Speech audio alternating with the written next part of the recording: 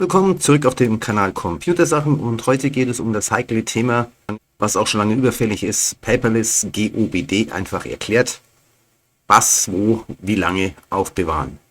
Ja, das ist eine gute Frage und ich habe euch das mal so ein bisschen zusammengestellt. Also es war eigentlich ursprünglich ganz anders geplant, aber es gab zu viele Zusatzinformationen und wichtige Infos, die man einfach kennen sollte, die alle noch mit einfließen mussten.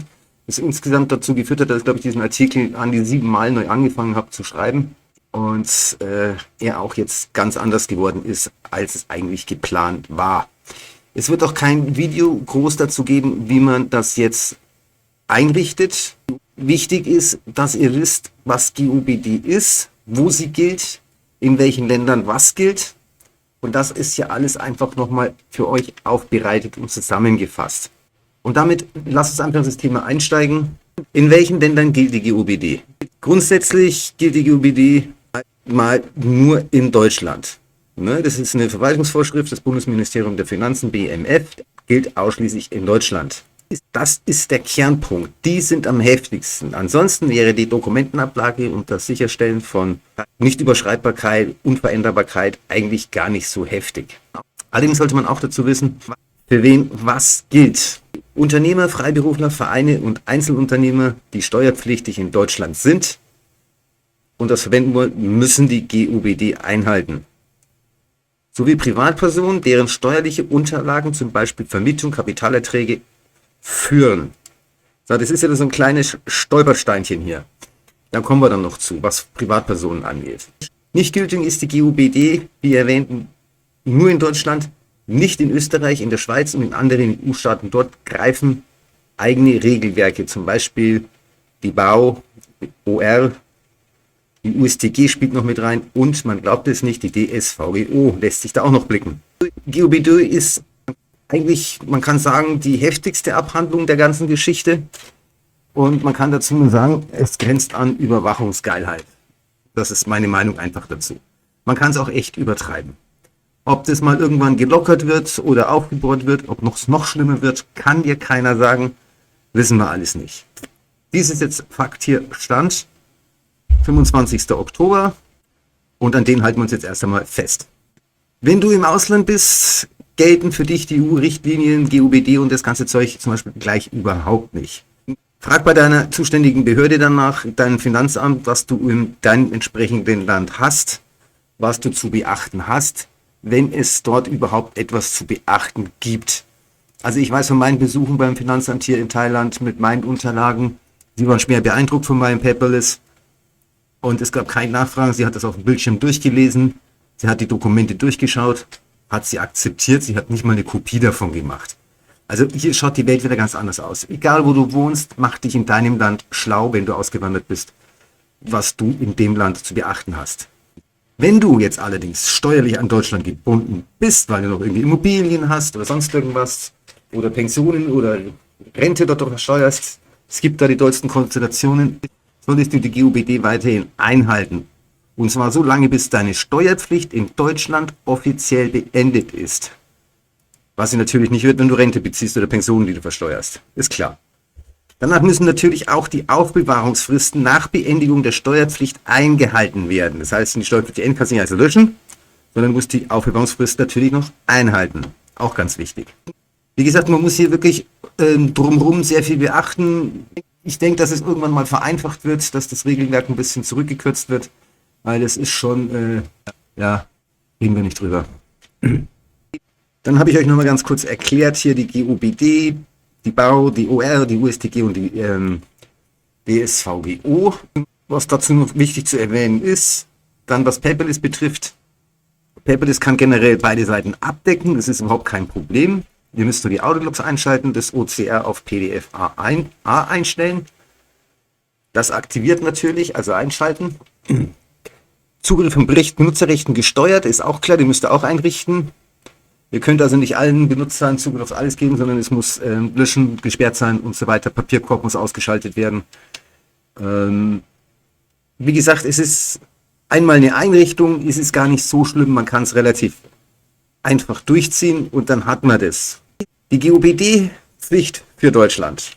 BAU und OR, internationale internationale, super. BAU und OR, nationale Entsprechungen in Österreich und in der Schweiz, USTG, steuerliche Ergänzung, vor allem Rechnungen zum Beispiel. Die DSVGA, Datenschutzrahmen für alle EU-Staaten. Das heißt, bist du raus aus der EU, kann dich das meiste davon eigentlich sowieso, wenn du nicht noch irgendwo in deinem Heimatland steuerpflichtig bist. Beachte das immer.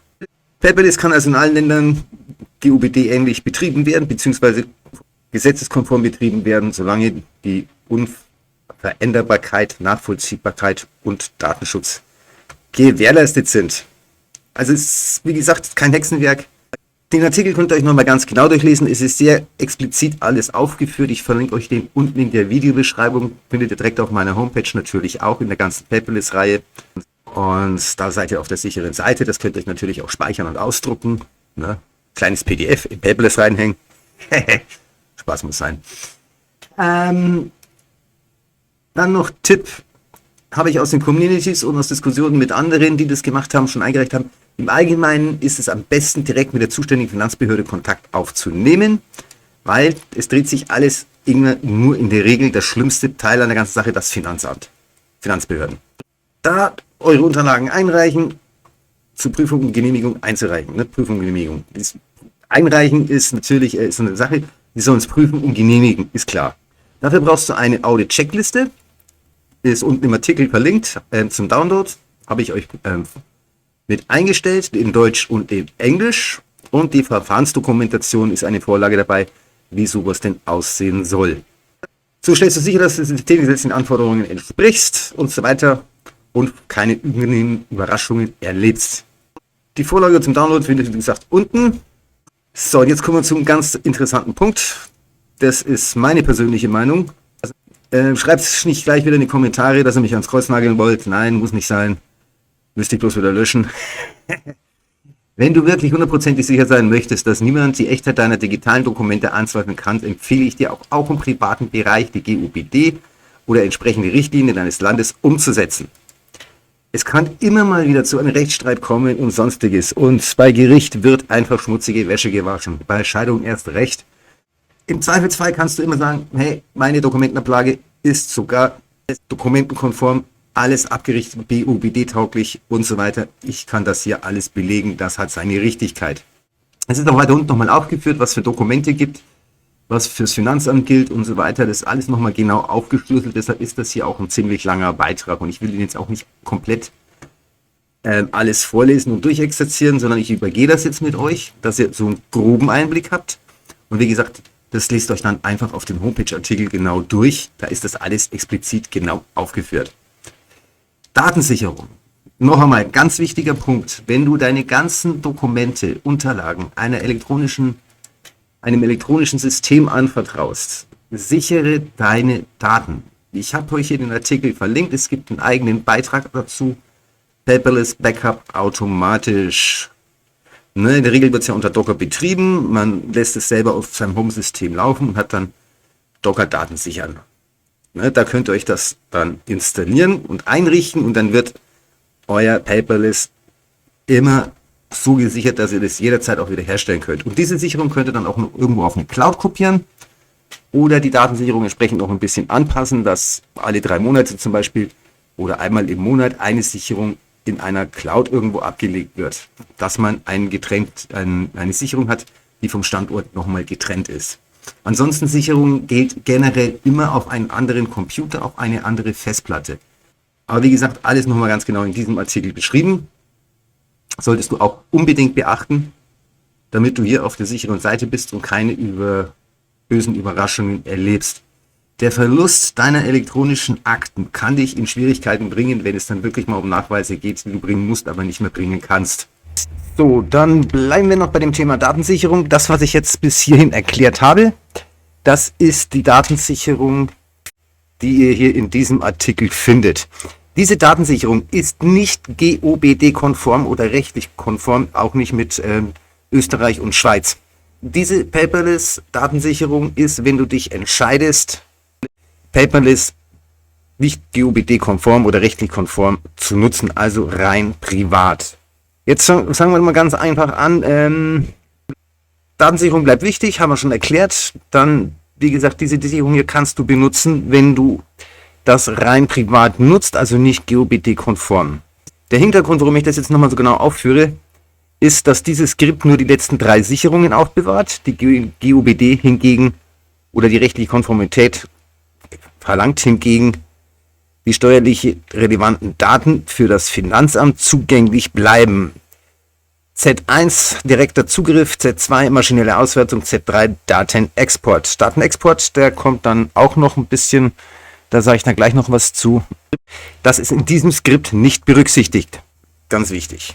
Für Paperless NGX bedeutet das, dass Exporte vorbereitet sein müssen, um eine entsprechende Prüfung schnell reagieren zu können. Auch dieser Punkt wird im Skript nicht berücksichtigt. In diesem Beitrag geht es aus um das Thema Datensicherung, die nicht GOBD bzw. rechtlich konform ist. Das dazu nochmal ganz deutlich gesagt. So, dann zum Thema Backup automatisch und zwar am besten GOBD bzw. rechtlich konform. Einen entsprechenden Beitrag zum konformen Datensicherung werde ich zu einem späteren Zeitpunkt veröffentlichen. Es ist mir jetzt vorhin gerade noch heiß eingefallen, darum habe ich jetzt diesen Block hier noch eingebaut. Wenn es jetzt gerade ein bisschen chaotisch ist vom Video her, seid nachsichtig. Wie gesagt, ich habe euch hier alle Informationen reingepackt, die für euch wirklich wichtig sind. Wie die finale Lösung aussehen wird, ob das jetzt ein Docker-Container oder als Skript bewerkstelligen werde, kann ich derzeit noch nicht sagen. Als Übergangslösung kannst du auf jeden Fall das Skript der nicht konformen Datensicherung verwenden. Also das Skript, was du hier in diesem Artikel findest. Und einfach, das musst du also dann machen, die Löschfunktionen für alte Backups deaktivieren. In diesem Skript sind, gehen wir mal schnell rüber, Docker Dokumenten Managen System, hier ist unser Skript. So, sicherstellen, das Zielordner existiert, neue Existenz, dann starten der Sicherung, Echo, starten Medien-Backup. So, hier ist nur 3 Versionen erhalten. Diese Blöcke, auch hier Skip Platz 3, auch dieser Block muss raus. Dann kannst du das hernehmen, dann werden keine Sicherungen gelöscht. Dann hast du deine laufenden Datensicherungen, kannst das in deinem, gehen wir wieder zurück, Verfahrensablauf dokumentieren, dass die Datensicherung gemacht wird, je nachdem, was du halt eingestellt hast. Halbjährlich, täglich, wöchentlich, monatlich oder gar nicht. Gar nicht mögen sie dann überhaupt nicht. Und dann hast du schon mal eine Backup-Lösung. So, jetzt kommt hier noch dieser kleine Gag, den ich erwähnt habe. Datenexport für Finanzprüfungen habe ich euch auch noch mit eingebaut. Digitale Jahresarchivierung. Brauchst du als privater Person nicht machen. Als Kleingewerbe ja. Für eine Firma ist es erforderlich. Und für einen Verein ja. Ist empfehlenswert, muss es nicht machen, wenn man keine steuerrelevanten Belege hat. Wenn man steuerpflichtig ist, muss man es machen. Musst du ihm gegebenenfalls für deinen Verein abklären. Ich kann das nicht ausgeben, ich habe das einfach mit Ja gekennzeichnet. So, kurz erklärt bei der empfohlenen Maßnahmen hier auch digitale Jahresarchivierung, wie du für den Start der Steuerprüfung eben haben musst. Das ist auch unten dann, was zu tun ist, noch nicht drin. Backup, wie gesagt, reiche ich dann unter einem anderen Artikel nochmal nach und werde das dann hier in diesem Artikel nochmal ergänzen. Wie gesagt, das basiert dann wirklich hier auf diese Backup-Geschichte. Dann noch ein interessanter Punkt, der gehört jetzt eigentlich gar nicht rein, aber ich bin darüber noch nebenbei gerade gestolpert, wo ich dann noch ein bisschen recherchiert habe. Diese Zeile finde ich Immobilien, die finde ich richtig geil. Da gibt es Belege bis zu 30 Jahren aufbewahren. Bei Privat durchgehend bis Verein. Warm anziehen, Kinders, warm anziehen. Wie gesagt, überwachungsgeil bis ins Letzte. So, dann haben wir das mit der Datensicherung auch durch. Also wie gesagt, rechtlich konforme Datensicherung, Artikel wird noch nachgereicht und dann ergänzt. Abonniere einfach den Kanal, lass ein Like da, wenn du schon dabei bist und aktiviere die Glocke, dann bekommst du auch Informationen, wenn ich wieder neue Videos veröffentliche und wirst auch gegebenenfalls über dieses neue Backup-Video rechtlich konform informiert. Dann weiter im Thema. Je nach Art der Unterlagen und Rechtsform unterscheiden sich die Fristen. Hier eine komplette Übersicht. Das sind jetzt mal so die Aufbewahrungsfristen, die ihr habt. Da ist noch Mietverträge, Dienstleistungen, Lieferanten, das alles nochmal genau auf Kleingewerbe, selbstständig, Privatpersonen, alles nochmal genau aufgelistet, wie es jetzt aktueller Stand 25.10.2025 gesetzlich vorgeschrieben ist. Ja, auch nochmal der Tipp dazu, steuerliche Relevanz, zum Beispiel Arbeitszimmervermittlung, so eine Privatperson belegen, mindestens 10 Jahre digital aufbewahren. Ne? Also das sind so, deshalb empfehle ich auch im privaten Bereich, es könnte immer wieder was dazwischen sein. Man legt die Dokumente rein, man scannt sie, man archiviert eine E-Mail, man denkt einfach nicht dran. Und wenn du als Privatperson auch GOBD-konform bist, bist du einfach auf der sicheren Seite. Okay? So, dann Paperless GOBD-konform einsetzen. Paperless ist ein hervorragendes Tool für die Dokumentenverwaltung. Damit es den GOBD-Grundsätzen genügt, braucht es je nach Nutzung ein paar gezielte Maßnahmen. So, die sind jetzt hier nochmal explizit aufgelistet, was du alles beachten musst. Hier die verschiedenen Dokumenten, dann Privat, Kleingewerbe, also hier Verträge zum Beispiel, Privat, nein, musst du nicht aktivieren, müssten nicht nachweisbar sein. Kleingewerbe, ja, Vereine, ja, Firma, ja. Dann Versicherung, Privatperson wieder, nein. Buchhaltung, Steuern, Finanzen, optional bei Vermietungen, das ist wieder so ein Häkchen. Also so im privaten Bereich ist es so ein bisschen, wie gesagt, ich würde das einfach GOBD-konform machen und bist auf der sicheren Seite. Brauchst du da keine Verdinger machen, dass du da irgendwie jetzt falsch abgelegt hast oder sonst irgendwas. Oder aus Versehen was gelöscht hast, du bist immer fein raus. Verfahrensdokumentation, nein, wie gesagt, habe ich hier unten angehängt, kannst du führen. Als Privatperson kannst du auch nicht führen. Es ist nichts Aufwendiges, man macht eigentlich die vom letzten Jahr auf, passt sie ein bisschen an, was man geändert hat, speichert das Ding wieder und ist gut und hebt sich das auf, dann kann man auch das wieder nachweisen. Also wie gesagt, alles kein Hexenwerk, wenn du das ja alles so wirklich berücksichtigt. Dann kurz erklärt, die Maßnahmen, die du halt machen musst, ist Audit-Log aktivieren, je nach Änderung nachvollziehbar machen. Ne? Also Audit-Log besagt, es wird festgehalten, wem ein Dokument per E-Mail geschickt worden ist, wann es angezeigt worden ist, wann zum Beispiel ein Tag geändert worden ist oder der Dateiname geändert worden ist, aber nicht, ob das Dokument geändert worden ist, weil das Dokument kannst du ja nicht ändern. Wenn das da drin stehen würde, wäre natürlich ganz dumm. Backups mit Prüflogs, revisionssicher und regelmäßig testen, das ist eine andere Geschichte. Das hier ist auch relativ einfach zu bewerkstelligen. Das erfolgt über die Variable in der Docker Compose. Das hier ist etwas anderes. Dieser Worm objektiver Speicher, Dokumente unveränderbar ablegen. Bei einer Privatperson würde ich jetzt sagen, wenn du den NAS hast, würde es ausreichen, wenn nur der Systemadministrator die Zugriffsrechte auf diesem Laufwerk hat, dass er Dokumente löschen oder verändern könnte. Ansonsten für alle anderen in deinem lokalen Netzwerk zu Hause wäre dieser Ordner, dieses Ablageverzeichnis, wo diese Dokumente dann liegen, Read-Only, das heißt, man darf nur lesen. Das würde das empfehlen. Für Firmen und Vereine und so weiter bedeutet Worm eigentlich, du musst dir irgendwo einen Online-Speicher anmieten, wo die Dokumente archivierst, wo sichergestellt wird, wo eingestellt werden kann, nach wie vielen Jahren wann was gelöscht wird. Das ist auch mit Berichten dann dokumentierbar, die kann man sich dann da ausdrucken. Und da müsst ihr euch dann leider einen bezahlten Dienst holen. Kann ich leider nichts gegen tun, das kann man auf einem eigenen Firmennetzwerk wahrscheinlich schlecht abbilden.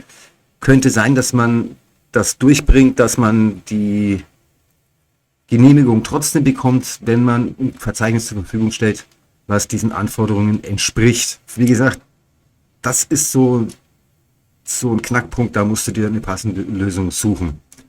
Dann die Verfahrensdokumentation, klar, habe ich gesagt, hänge ich unten an. Haftungsausschluss meinerseits natürlich, muss ich euch mit reinpacken.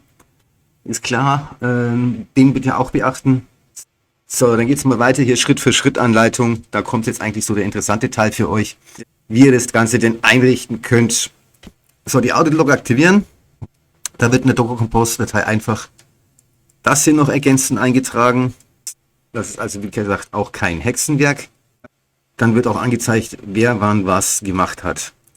Dann Sanity-Check regelmäßig ausführen. Das ist eine Identitätsprüfung deiner Dokumente. Für die Funktion wird das hier eingefügt. Auch kannst du gleichzeitig hier mit dem einfügen. Dann hast du das gleiche alles weg. Dann kommen wir hier nochmal wieder auf diesen Worm-Objektspeicher, den du nutzen sollst, wo die Unveränderbarkeit einfach sichergestellt worden ist. Ob das mit einem Netzwerklaufwerk jetzt so behebbar ist, wo man den Zugriff entsprechend kontrolliert und abriegelt, müsstest du mit deiner entsprechenden Finanzbehörde dann, wie gesagt, klären. Für die anderen Sachen brauchst du das dann eigentlich ja nicht. Da sind bloß die Aufweispflichten wieder maßschlaggebend.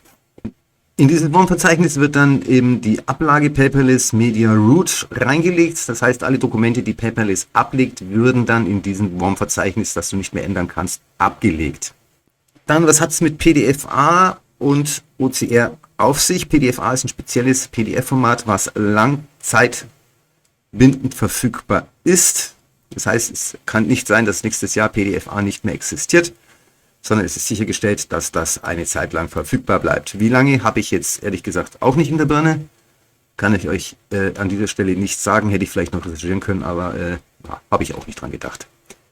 Diese schaltest du mit der Funktionen in der Docker Compose ebenfalls frei, genauso wie die hier oben. Ne? Paperless OCR Output Type ist PDF-A und Paperless OCR Mode ist Auto. Dann die Benutzerrechte, die das Löschen steuern. Erstelle Benutzerverwaltung, Gruppen wie Buchhaltung, Leser, Admin. Nur Admins dürfen löschen, jedoch jede Löschung wird protokolliert. Vermeide automatische Papierkorb-Löschungen. Das heißt, Papierkorb muss man auch ausschalten. Das ist nochmal eine Absicherung. Sollte was gelöscht werden, bleibt es im Papierkorb, der nicht gelöscht werden kann und wäre da nochmal nachvollziehbar oder wiederherstellbar. Backups revisionssicher durchführen, tägliche Sicherung der Datenbank und Medien auf getrennten Speichern, zum Beispiel S3 mit Objektlog oder externem Laufwerk. Na, da haben wir schon wieder ein externes Laufwerk zur Verfügung. Das macht uns die Sache natürlich auch wieder ein bisschen einfacher. Dann die GOBD setzt voraus, monatliche Wiederherstellung testen und protokollieren. Ja, ja, ich verkneife jetzt meine bösen Kommentare. Verfahrensdokumentation erstellen, habe ich euch unten eine Vorlage angehängt, die könnt ihr euch zu Rate ziehen und dann entsprechend ausfüllen. Es ist nicht so heftig, wie es jetzt am Anfang eigentlich klingt. Ich muss ja ein Buch schreiben. Nein, kein Buch, wir müssen es auch nicht bei Amazon KDP veröffentlichen. Beschreibe kurz, wie Dokumente erfasst, verarbeitet, gesichert und geprüft werden. Erhaltenseiten sollten Zuständigkeiten, Backups-Zyklen, Löschregeln, Prüflisten. Dann regelmäßige interne Prüfung, alle 6 bis 12 Monate, Audit durchführen, das heißt die Logs prüfen, den Sanity-Bereich ansehen und die Backups testen. Da gibt es auch eine Checkliste, die man dann abhaken kann und gegebenenfalls dann auch mit einreichen bzw. sich selber archivieren und aufheben sollte. Alles immer schön brav rein in Paperless, da verwaltet das Zeug. Änderungen dokumentieren, das heißt, wenn du jetzt natürlich 10 Jahre hinter dir hast und du sagst, ich lösche jetzt 2024, nee Quatsch, geht ja gar nicht, ich lösche jetzt 2014, müsstet es dokumentieren, Dokumente von 2014 gelöscht, da Aufbewahrungsfrist abgelaufen ist. Eigentlich auch kein Thema und recht einfach zu bewerkstelligen. Fertig. Schöner Satz, gell? Ja, auch mein Lieblingswort.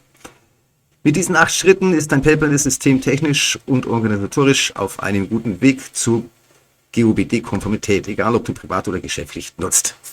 Dann habe ich dir hier nochmal Downloads, die Audit-Checkliste GOBD-konform, die ist in Deutsch und Englisch und die Vorlage Prozess-Documation ist auch in Deutsch und Englisch vorgesehen. So, was haben wir sonst noch Interessantes? Fazit. Genau, hier steht auch mal durch. Die GOBD ist kein reines Unternehmensthema, auch Privatpersonen mit steuerlichen relevanten Unterlagen profitieren von einer sauberen digitalen Ablage. Mit Hilfe des Engineers und organisatorischen Schritten lassen sich die GOBD einfach und praxistauglich umsetzen. Im Vorlesen bin ich einfach nicht so gut, ist auch normalerweise nicht so mein Ding. Egal ob Homeoffice, im Verein oder in der Firma. Dann sollte der Artikel gefallen und weitergeholfen haben, würde ich mich natürlich über einen Like sehr freuen. Ein Abo für den Kanal wäre riesig. Und wenn du die Glocke aktivierst, verpasst du auch kein weiteres Video mehr auf diesem Kanal. Link zur Unterstützung, Spende für den Kanal findest du natürlich auch in der Videobeschreibung und auf der Homepage hier nochmal zu sehen. Und solltest du sonst noch weitergehende Probleme haben mit deinen PCs, mit deinen Computern, mit deinem Netzwerk, mit deiner Einzelplatzanlage oder bei dem Umsetzen des hier gezeigten und erklärten Probleme haben, es vielleicht nicht ans Laufen kriegen, kannst du dich vertrauensvoll an die KSC wenden. Das ist ein weltweiter remoter Dienstleister, verlinke ich dir unten in der Videobeschreibung. Dort wirst du geholfen für 25 Euro die Stunde, ohne Vertragsbindung, ohne Ecken, Haken und Ösen, Auftrag gegen Rechnung und gut ist das. In diesem Sinne, gehabt's euch wohl und bis zum nächsten Video.